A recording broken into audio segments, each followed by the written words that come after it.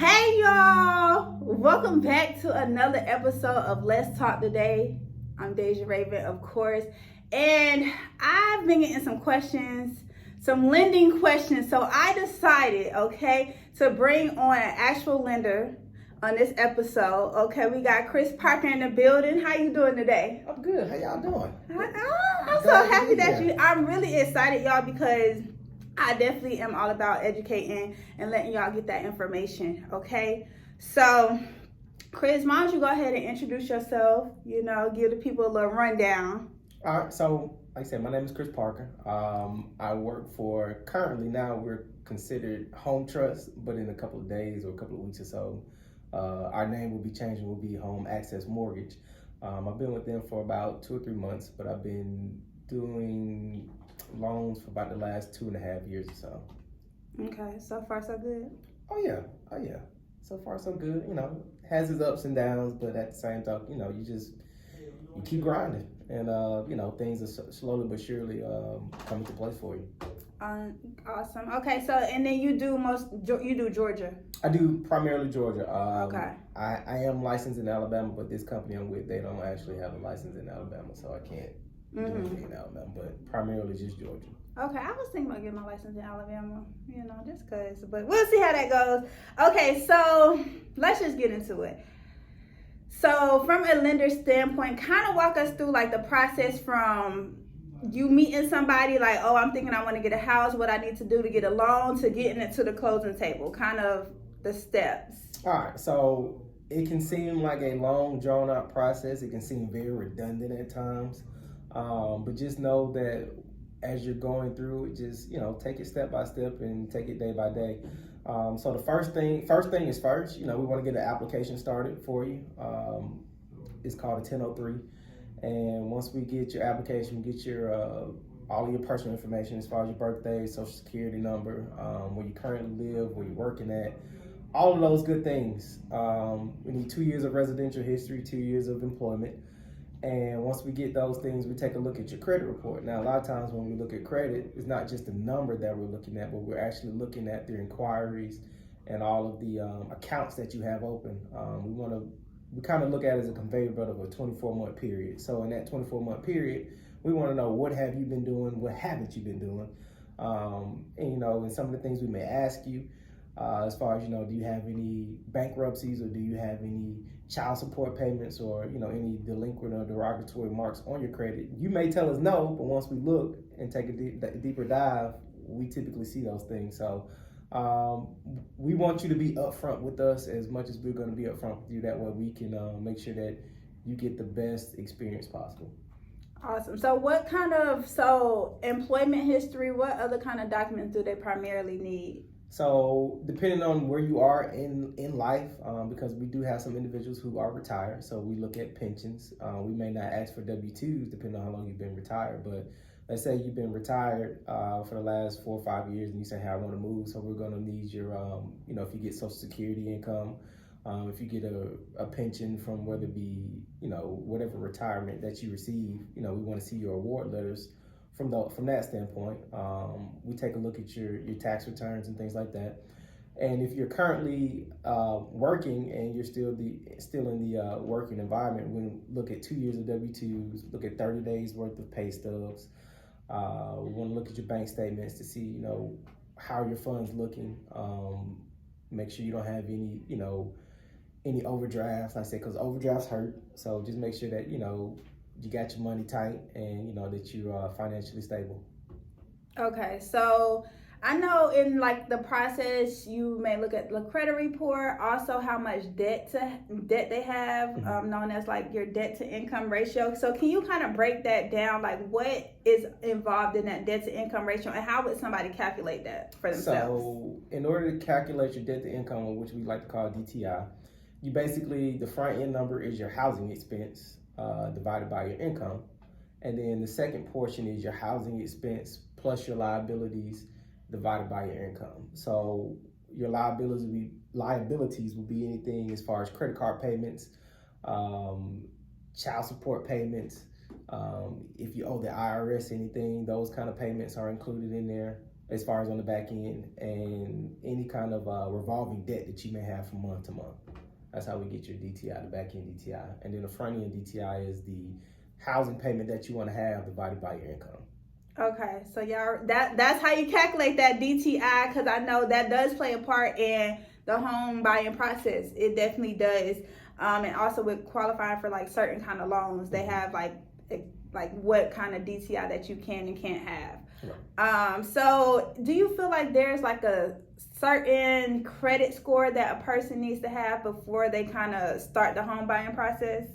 Well, as of right now, yes and no. So the reason why I say yes, because most companies have overlays in regards to credit. Most of them are 620 at this point. If you don't have a 620, there's always still a possibility to where we can get you above it depending on what's on your credit.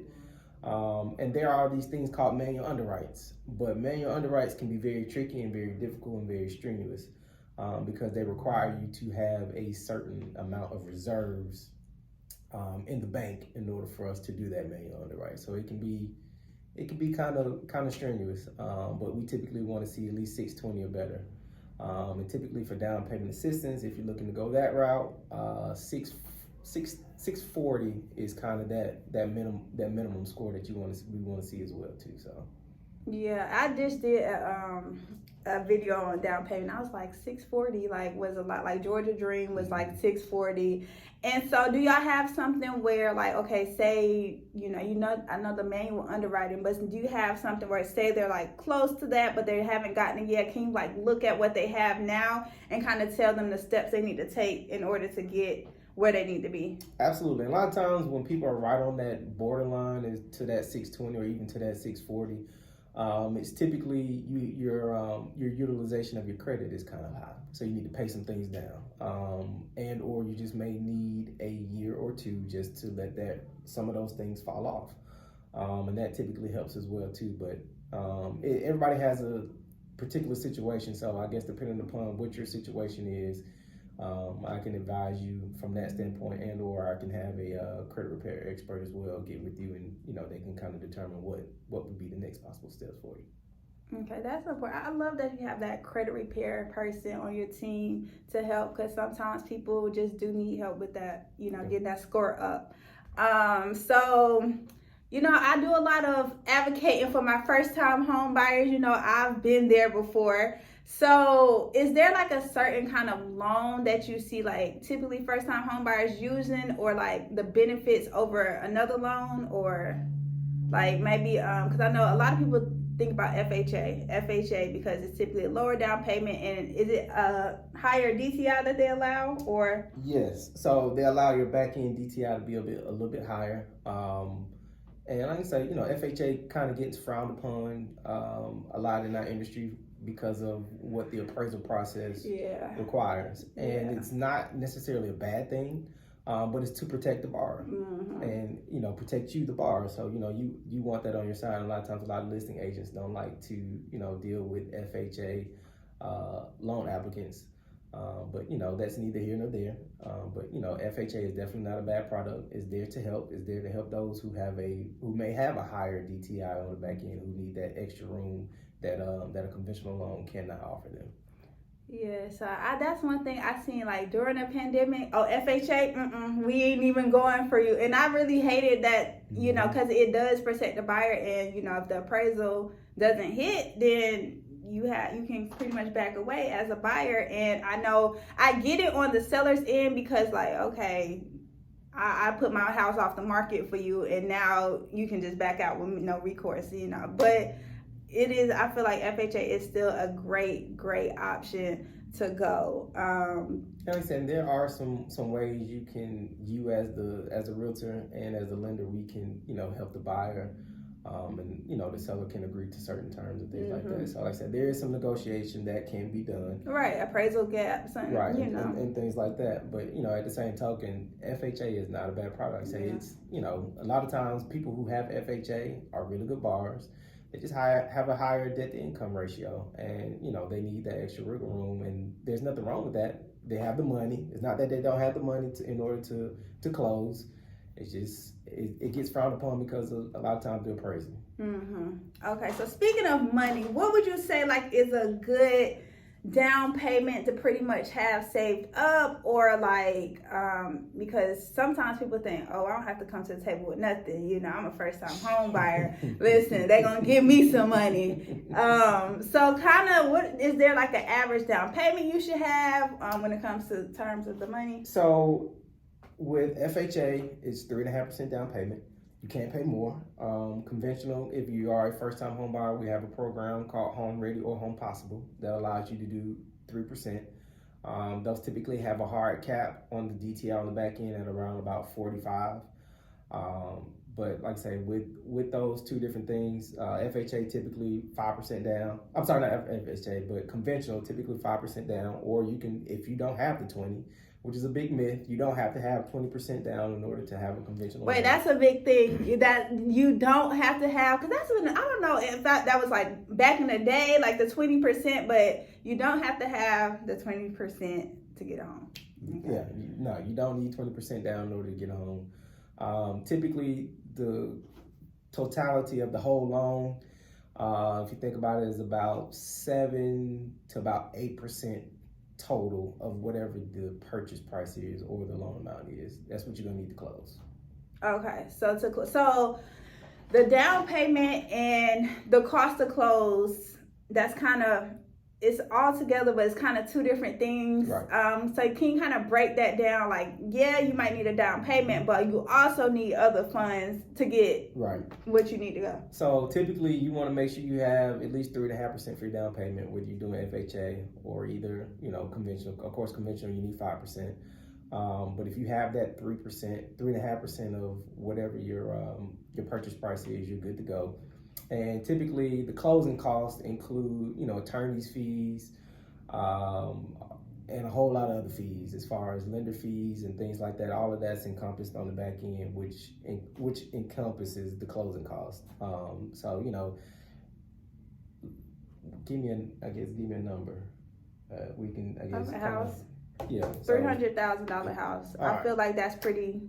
You can get a decent house around here for $300,000. So 300,000 times 3.5%, that's 10,500, which you would need as far as a down payment. And if we're looking, that's just for an FHA. We did that as an FHA loan. So if you're looking at 300,000, we'll say we need about 7.5% to close. So we're looking at probably about 22,500. So half of that is down payment. And then the other half is closing costs with fees as far as taxes, your insurance, all of that stuff is included in your closing costs as well. Yeah. I mean, that is great. And that's why I feel like I see why people get a little bit discouraged, just because 22,000, I'm gonna have to have that. But you gotta think, there are some programs out there, and also you can negotiate with the seller to help them pay that closing cost as well, to alleviate everything on your end as the buyer. Right. So don't get discouraged. There's ways to get to the closing table. I mean, if I did it and I wasn't really making no money, y'all, okay, trust me, you can definitely get to the closing table as well. So I had this question come up on my page, and someone asked me, they were like, well, how do I kind of calculate how much house I can afford? And I feel like, I don't know, some reason I think it's the other way around. Like the loan officer looks at what like all your expenses and everything, and they tell you how much you can afford. But is there a way that people can kind of ballpark that, like how much they can afford? Or absolutely. So basically what you want to do is, let's say you were a borrower. I say, hey, what's your ideal mortgage payment that you want to make each month? Oh, child, these people be like $1,100 to look. Ain't realistic no more. You ain't paying $1,100 nothing in the round here in Metro Atlanta for the most part, but unless you get in something low end. But I'm gonna say $1,600. That's probably the average rent around here. So $1,600. All right. So now, mind you, in that $1,600, are we just doing principal and interest payment, or are we doing everything, taxes and insurance? I want everything. I want my bottom line $1,600. I don't want to pay no more than that. Okay. $1,600. So basically, once we find out I like to find out what that is, because I want to know, where your mindset is, and what's comfortable for you as the borrower. And I say, because you have to pay this, you want to make sure you're comfortable with paying it. So basically, what I like to do at that point is, once I find out what that number is, and then I find out, okay, what's your income looking like? How much you making? Are you hourly? Are you salary? What's your income looking like? So let's just say we're making, let's say you're making $20 an hour, and you're getting 40 hours a week, because some people don't get 40 hours a week, so I have to ask that question: are you getting 40 hours? Okay. And then we multiply that by 52, because it's 52 weeks in a year, and then we divide that by 12, and that's when we get your income at $3,466. So mind you, we take the gross and not the net. We take the full amount of income and not just the net, not after taxes. Okay. So at that, basically now what we can do is we can say, okay, what are you paying out each month? As far as, car notes, credit card payments, student loan payments, all of those different things are considered liabilities. So we want to know what it is that you're paying out each month. Your car insurance is not really one thing, but of course we want to include that in there, because like I said, that's something that you have to pay. Right. But mainly we're looking at the things on your credit report. So car note, credit card payments, student loan payments, any kind of revolving debt that you may have that you may pay each month. Child support, alimony, all of those things, like I say, all of those things are important for us to know, what it is that you're pushing out.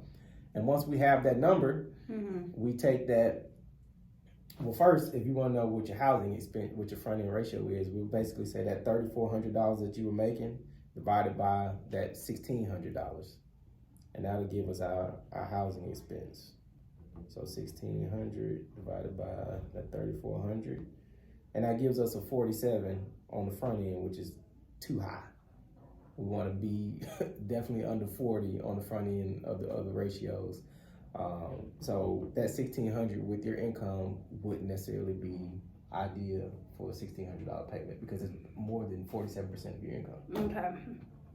So I need to find a house on a little lower end where I can pretty much afford that monthly payment. Right. Okay. So 1,200 would probably be more ideal. 1,200. Okay. Yeah. That's interesting. And that's how you find that front end number as to what it is, what you want your housing expense to be. Now the back end number is everything included, which is your housing payment, your debts, and all of that is divided by your income. So we want to make sure that number is under. I try to keep it at a hard cap at about 45%. Okay. 45 on the back end. Now, if we're doing conventional, definitely 45. We can go up to 50 on conventional, but I try to keep it hard cap at 45, because we may have some other things we have to include that may be higher. Your taxes may be a little bit higher. Right. Insurance may be a little bit higher. Like I said, there's some things that could be a little bit higher. So we want to make sure that we're not, as we like to say, on thin ice. Because like I say, if you fall in, I fall in. That's very true. And that's interesting, because I remember when I bought my first home, I had too much DTI. I had to pay my car off first. In order to qualify for a home, because my debt, because I told you I wasn't making no money, y'all, for real. So I had to pay some debt off in order for that to happen. Yep. So that's really interesting. So let me tell you, one time I was somewhere, okay? somewhere, and somebody was saying, like, they were speaking or something, and they were like, the loan officer is really trying to get you to the closing table. It's really the underwriter that's kind of don't want to see you win. So do you feel like that's true? Because I know, for a lot of times, it can be a real tedious, like you said, a tedious process. You keep asking me for all these same documents. I just sent you that. That's what, when I have my consultations, y'all, I'll be like, they're going to ask you for these same documents. It just is what it is. Be prepared. If you send it again today. Like it's a lot that they need to know how you moving with your money in order, because at the end of the day, they're giving you a couple $100,000. They need to know that you could pay this couple $100,000 back. Okay, right. That's really the main goal. So as far as like the underwriter, how do you feel like, what exactly is an underwriter? Can you tell me that? So An underwriter is just as human as we are. They are. They're humans. And a lot of times, we have an automated underwriting system that we use, but we also have to have the human aspect behind it as well too, to correct what the computer may not be able to actually authenticate. Because live paper is a whole lot different than something being on screen. Mm-hmm. So when the underwriter asks, they say, hey, I need, 30 days of bank statements. You say, well, I just sent that to you. Well, we need the most recent updated one. We need to see what activities you've been doing all the way up to this date where we're getting ready to close. So, we have to have that activity statement to kind of see, hey, have you been spending money? What have you been spending your money on? What have you bought? Have you made any large purchases? Have any large deposits come into, your account that we haven't seen? So they're going to ask you for those things all the way up to pretty much almost up to closing. And they just want to make sure that there's nothing, no stone unturned in regards to, making sure that you didn't get any large deposits or didn't, spend any excess money, like I said, because they run a credit, they check your credit too, all the way up to closing as well too. So that way that, make sure that you don't have any car loans, you haven't, taken out any other loans, any other kind of new credit cards or anything like that, because those things can hurt. They can hurt you as far as not being able to close. So like I said, they're going to ask you for stuff multiple times and you just have to just give it to them. They just want to make sure that, one, you still got your job, because I had a lady one time who wrote a letter of resignation for her job, and she was all of maybe 10 to 15 days out to close. Mm-hmm. And luckily my realtor called me and she said, don't worry about it. She said, I'm going to take care of it. She said, because I know you. She said, I already know. She says, I already know. So she called and she told us that, look, you need to get that letter of resignation back. Otherwise you're going to be in this house. Right. Because, hey, at the end of the day, this my paycheck, this her paycheck. My kids got to eat, we got to keep our lights on as well too. So those things, not only affect you as the borrower in regards to you getting into your new home, but it also, affects a lot of other people as well too. So yeah, I say, if I'm gonna give you $200,000, I'm gonna check everything too. Yeah. It's just name the game. But no, underwriters are not there to fail you. It can feel like that, but they're not.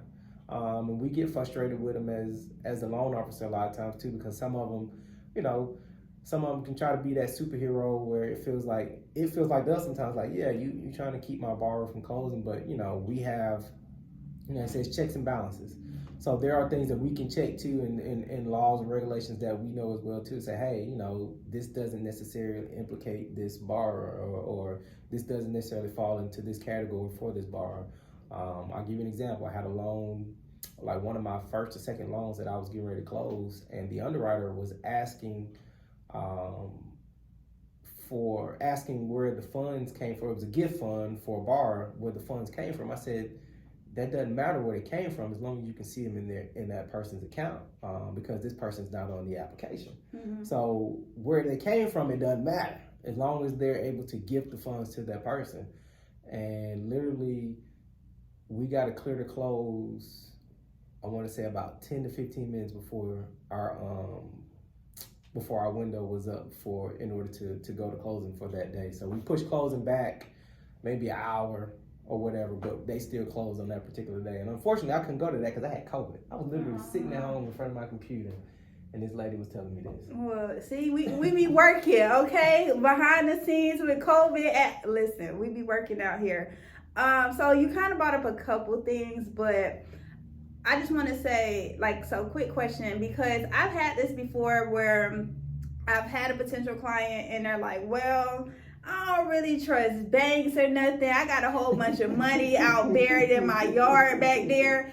And at the time, the lender was like, well, first off, those funds have to be seasoned. Mm-hmm. So can you kind of tell us, what does that really mean when you have to season the funds, okay? Put a little salt, pepper on them. So how often do you get your bank statements?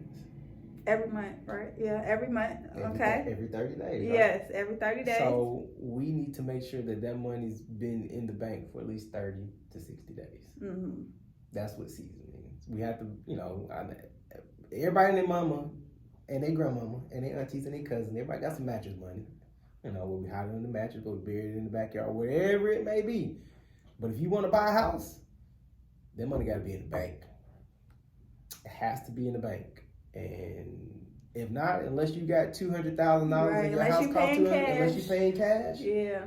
Hey, more power to you. But if you're getting a loan, we have to be able to verify those funds. We have to know where they came from. We can't do drug money. Not at all. Okay. It's called money laundering at that point. Yeah. And so I'm not going to jail for it. Right. Okay. Period. So that's the thing. Season those funds, typically 30 to 60 days. So if you do have mattress money buried, before you start, you're just gonna have to get seasoned a little bit. And I've had that. It's crazy because and then so we kind of had to push. I think we had push the closing back because the money had to be seasoned for a certain amount of time or something like that. And there's a clearinghouse. So if you're going to deposit a large lump sum of money, make sure you can break it down into increments, because anything over $10,000 is kind of a big red flag. Okay, right. So yeah, if you got in excess of $30,000 in your house, in a safe somewhere, wherever you may have it at, and you want to buy a house over these next few months, start putting that money into the bank. And by the time you get to us, the money's already seasoned, and we can keep pushing, because now we got 5 months of statements as to where this money came from. We just need to know where it came from. Okay. Right. Savings account, wherever you want to pull, as long as it's in some kind of bank account, to where we can get statements from. Okay, awesome. So do you guys work with bank statement loans for entrepreneurs or anything like that? Mm-hmm. Okay, because I know that's a thing where sometimes entrepreneurs, they don't have consistent deposits, or how would they navigate that process of still being able to get in a home without having the traditional pay stubs or consistent income sometimes? Right. So for those 1099 borrowers, or I say for those business owners out there, which you are 1099, right? We typically like to see 2 years. So I'll give you guys a little tidbit here. I'm actually on the wholesale side, so it's a little bit different. I have different wholesalers that I can go to in order to use their products for those borrowers who may have been in business not even a full 2 years yet. Because typically most lenders want to see you be in business for 2 years. We need 2 years of tax returns. That will allow us to determine what your income is, and then from there we can determine how much house you can afford. And of course, we'll figure out what your monthly income is from that standpoint. But there are different avenues that you can go. Like I said, I'm a broker, so I have wholesalers that I can use that allow me to help those individuals who are self-employed and who don't have those 2 years yet. But typically, if you do have your 2 years, we want to see tax returns. Make sure you file your taxes. That is important. File your taxes, especially if you want to go the traditional route, or unless you're bringing in excess of $15,000 to $20,000 each month. Then you want to do a bank statement loan. Mind you, a bank statement loan, we're only going to use half of the money that's coming in. So if you make $20,000 a month, and then we can see that trend, we're going to use $10,000 as your income. That's what we're going to use. So it just all depends on what it is that you have and what you want to do. But if you've been in business for typically more than 5 years, typically the lender asks for just 1 year tax returns. Okay.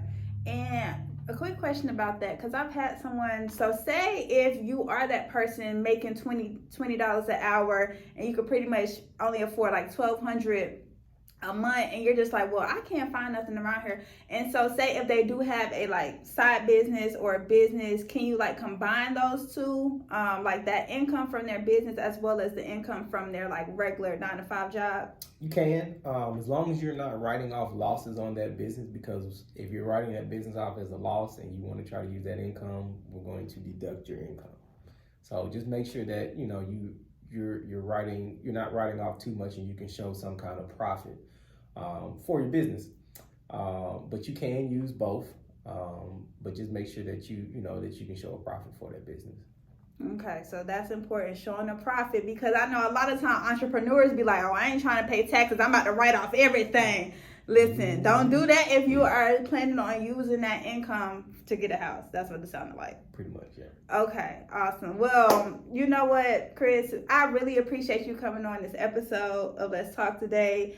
I feel like this really gave people more insight and what they need to get done to get in the house, because, baby, that's what we're trying to do. We are trying to help y'all get in the house, help, build wealth and things like that. So anything else you want to let the people know? If you guys have any further questions, like I said, you can contact myself or you can contact Daijah and she can get you in contact with me.